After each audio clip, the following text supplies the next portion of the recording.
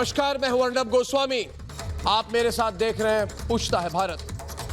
देशवासियों और पूछता है भारत के दर्शकों, इस वक्त पूरा हिंदुस्तान अपने शहीदों को नमन कर रहा है। आज पूरे देश ने सौगंध खाई है कि हमारे जवानों का बलिदान व्यर्थ नहीं जाएगा। देश के प्रधानमंत्री ने कहा है कि कोई भी भ्रम में ना रहे, हम जवाब देना जानते हैं। आज पूरे भारत ने प्रण किया है कि चीन से अब रण होगा, अब सुलह नहीं संग्राम होगा। भारत ने पूरी तैयारी कर ली है। सीमा पर जवानों को खुली छूट दी गई है। आज हर हिंदुस्तानी गर्व से कह रहा है कि हमारे जवानों ने साबित कर दिया कि मातृभूमि की रक्षा के लिए वो मर मिटेंगे, लेकिन दुश्मन को 1 इंच नहीं आगे बढ़ने देंगे। देश के हर हिस्से में चीन के खिलाफ ललकार सुनाई दे रही है। प्रधानमंत्री नरेंद्र मोदी ने देश को संदेश दिया है कि हम देश के स्वाभिमान और सीमा की रक्षा करना जानते हैं।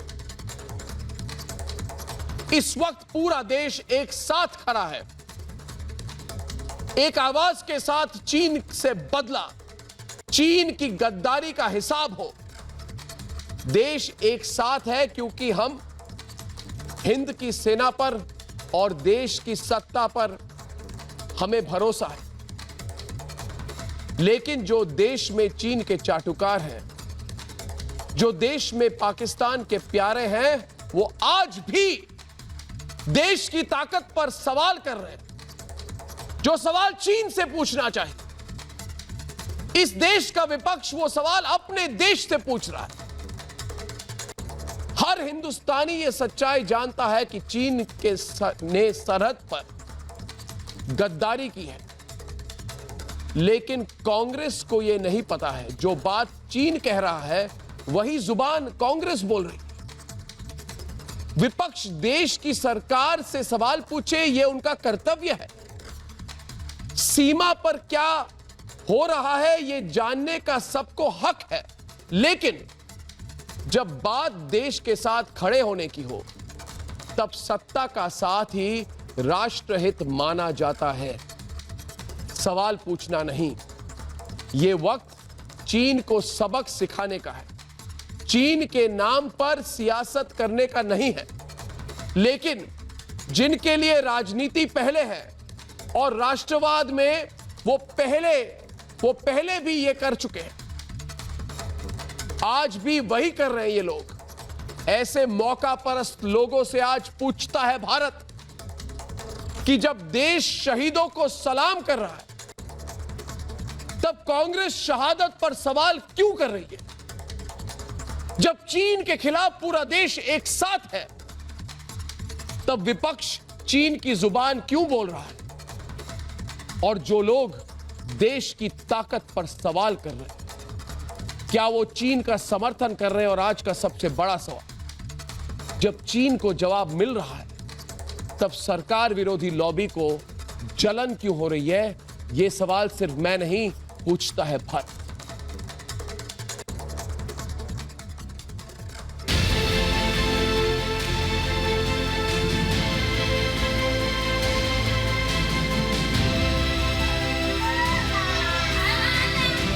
नए हिंदुस्तान ने हर देशवासी से वादा किया है, मैं देश नहीं झुकने दूंगा।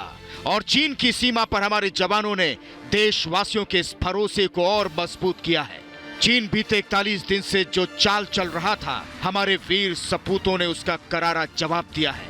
देश अपने वीरों के लिए बदला मांग रहा है।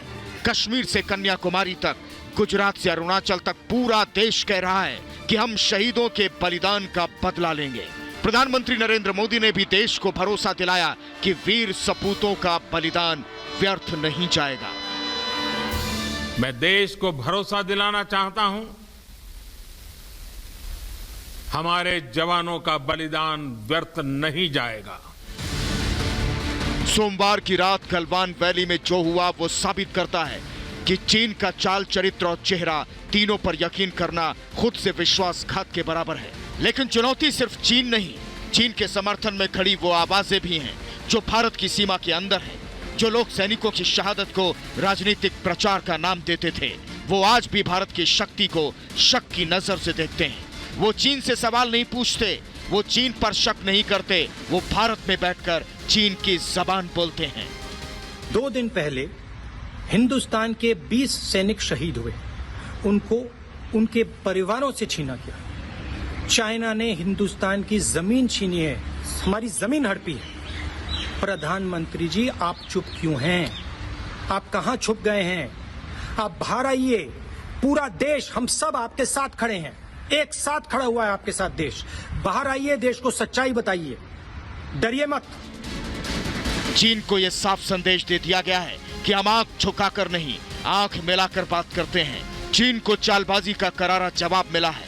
हार हर बार मिलेगी, लेकिन जब देश की ताकत और सेना के शौर्य को देश के भीतर ही निशाना बनाया जाए तो यह सवाल जरूर उठेगा, क्या भारत में बैठे कुछ लोग चीन की जुबान बोल रहे हैं? ऐसे में सवाल ये कि जब देश एक साथ, तब सरकार विरोध में दुश्मन की बात क्यों? पूछता है भारत।